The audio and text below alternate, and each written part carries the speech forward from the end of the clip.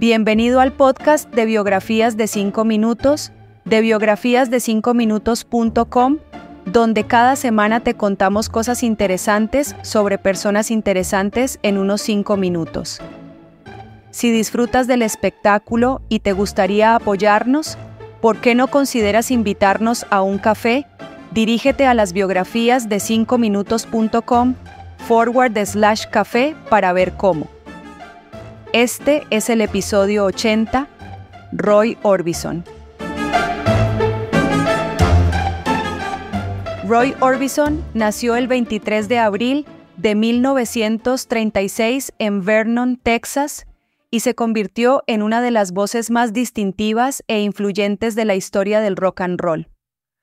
Con su voz imponente, su profundidad emocional y su inolvidable presencia en el escenario, Orbison dejó una marca indeleble en la industria musical. Su carrera se extendió durante décadas y produjo clásicos atemporales que siguen resonando entre el público de todo el mundo. Desde sus primeras dificultades hasta su meteórico ascenso, sus tragedias personales y su eventual resurgimiento, la vida de Orbison fue tan dramática como las inquietantes baladas por las que se hizo famoso. Orbison, que creció en Texas durante la Gran Depresión, se familiarizó con la música a una edad temprana. Su padre le regaló una guitarra cuando tenía 6 años y cuando estaba en el instituto ya tocaba con una banda de country local llamada The Wing Westerners.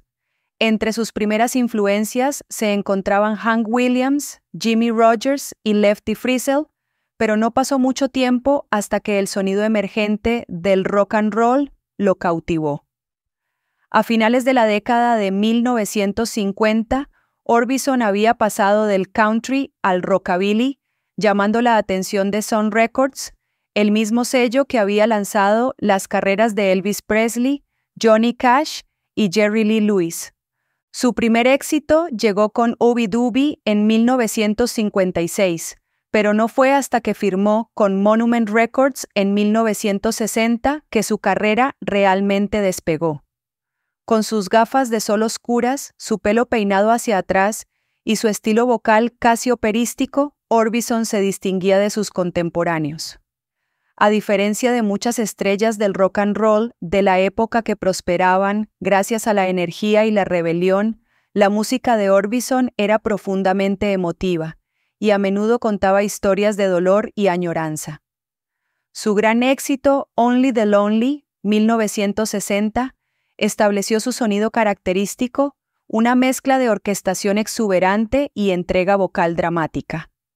A este álbum le siguieron una serie de éxitos, entre ellos Crying, Running Scared y Blue Bayou, que mostraron su capacidad para expresar vulnerabilidad y emociones crudas de una manera que pocos otros artistas podían. Una de sus canciones más emblemáticas, Oh, Pretty Woman, publicada en 1964, se convirtió en una sensación internacional. El ritmo contagioso de la canción y su memorable riff de guitarra la convirtieron en un clásico instantáneo, encabezando las listas de éxitos en Estados Unidos y el Reino Unido.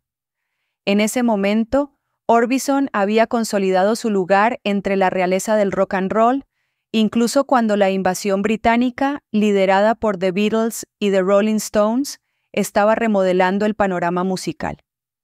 A diferencia de muchos artistas estadounidenses que luchaban por competir con la nueva ola de bandas británicas, Orbison encontró un público receptivo en el extranjero. Los Beatles, en particular, lo admiraban e incluso realizó una gira con ellos en 1963. A pesar de su éxito profesional, la vida personal de Orbison estuvo marcada por una profunda tragedia. En 1966, su esposa Claudette murió en un accidente de motocicleta, una pérdida devastadora que lo afectó profundamente. Solo 2 años después, sufrió otra angustia cuando un incendio destruyó su casa en Hendersonville, Tennessee, matando a 2 de sus 3 hijos. Estas pérdidas ensombrecieron su carrera y aunque continuó grabando música, nunca recuperó del todo el éxito comercial de sus primeros años. En la década de 1970, la influencia de Orbison disminuyó a medida que los gustos musicales cambiaban. Su sonido distintivo, antaño tan innovador, ahora se consideraba anticuado en la era de la música disco y el rock progresivo. Los problemas de salud, incluidos los cardíacos, lo marginaron aún más, pero siguió siendo una figura venerada en la industria. Artistas como Bruce Springsteen, Bob Dylan y Elvis Costello lo citaron como una gran influencia, lo que aseguró que su legado perdurara incluso cuando su éxito en las listas de éxitos declinó. La carrera de Orbison experimentó un resurgimiento inesperado en la década de 1980. Su música encontró un nuevo público cuando Oh, Pretty Woman se utilizó en la película de 1980 Pretty Woman, reavivando el interés por su trabajo. En 1987 fue incluido en el Salón de la Fama del Rock and Roll, un honor que reconocía sus contribuciones al género y su impacto duradero en la música popular. Ese mismo año lanzó In Dreams, The Greatest Hits, que reintrodujo su música a una generación más joven. Su regreso se consolidó aún más cuando se unió a The Traveling Wilburys, un supergrupo formado con George Harrison, Bob Dylan, Tom Petty y Jeff Lynne. Su álbum debut, Traveling Wilburys Vol. 1 1988, fue un éxito crítico y comercial, lo que le permitió a Orbison disfrutar de una presencia renovada en la industria de la música. Su distintiva voz se mezcló a la perfección con sus legendarios compañeros de banda, lo que demostró que su talento era atemporal. Trágicamente, justo cuando su resurgimiento estaba llegando a su punto máximo, la vida de Orbison se vio truncada. El 6 de diciembre de 1988, sufrió un ataque cardíaco fatal en la casa de su madre en Hendersonville, Tennessee. Tenía 52 años. Su muerte repentina conmocionó al mundo de la música, en particular porque había estado trabajando en nuevo material y preparándose para más proyectos.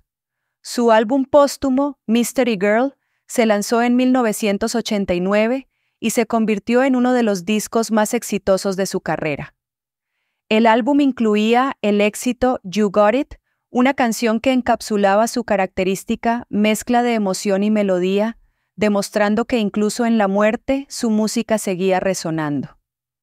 La influencia de Roy Orbison se extiende mucho más allá de su vida. Su distintiva voz, a menudo descrita como etérea y cautivadora, sigue siendo una de las más reconocibles en la historia de la música. Sus canciones siguen siendo versionadas, sampleadas y celebradas, lo que garantiza que las nuevas generaciones descubran su genio. Su capacidad para transmitir emociones profundas, junto con su estilo único, lo distinguieron de sus pares y consolidaron su estatus como leyenda musical. Su legado también se refleja en los numerosos elogios que recibió póstumamente. Recibió un premio Grammy a la trayectoria y sus contribuciones al rock and roll aún se celebran en documentales, homenajes y lanzamientos remasterizados de sus grandes éxitos.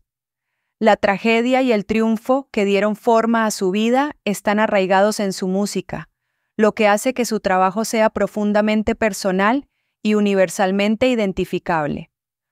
Roy Orbison fue más que una estrella del rock and roll, fue un narrador de historias, un pionero y un artista que podía convertir el dolor en canción. Su música trascendió generaciones y su voz, llena de anhelo y pasión, sigue cautivando a los oyentes décadas después de su muerte.